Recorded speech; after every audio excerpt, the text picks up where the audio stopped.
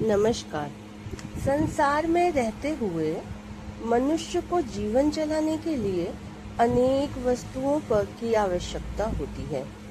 व्यक्ति कितना ही बलवान, धनवान और बुद्धिमान हो, वह अपनी आवश्यकताओं की पूर्ति को अकेले नहीं कर सकता।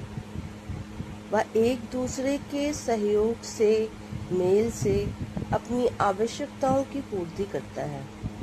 इस प्रकार मिलजुल कर काम करने को ही एकता या संगठन कहते हैं। परिवार, समाज और राष्ट्र उन्नति के लिए एकता, संगठन का होना बहुत आवश्यक है। संगठन में बड़ी शक्ति होती है। अकेली बूंद का कोई महत्व नहीं। वह भूमि पर पड़कर धूल में मिल जाती है या सूख जाती है, किंतु जब अनंत बूंदें संगठित होकर नदी का रूप धारण करती हैं, तो अपने प्रवाह से बड़े बड़े पेड़ों और शिलाओं को भी बहा ले जाती हैं।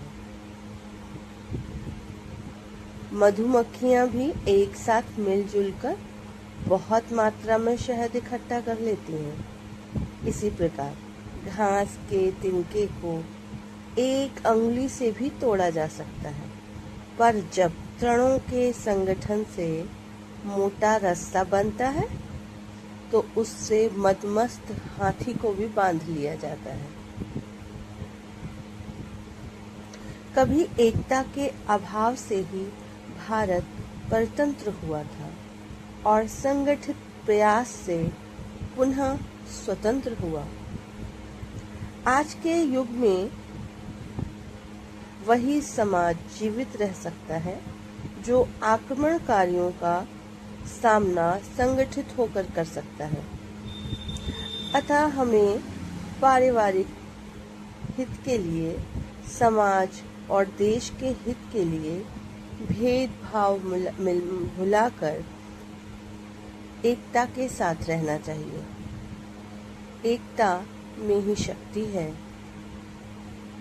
एकता होने पर संगठित होकर हम आने वाली किसी भी मुसीबत का सामना बहुत आसानी से कर सकते हैं।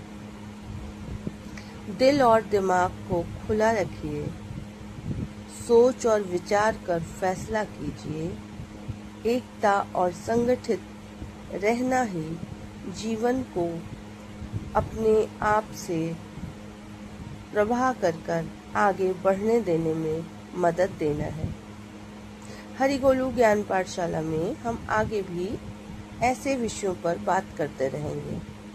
विषय आपको पसंद आए तो अपनी राय अवश्य दीजिए और हमसे जुड़े रहिए। धन्यवाद।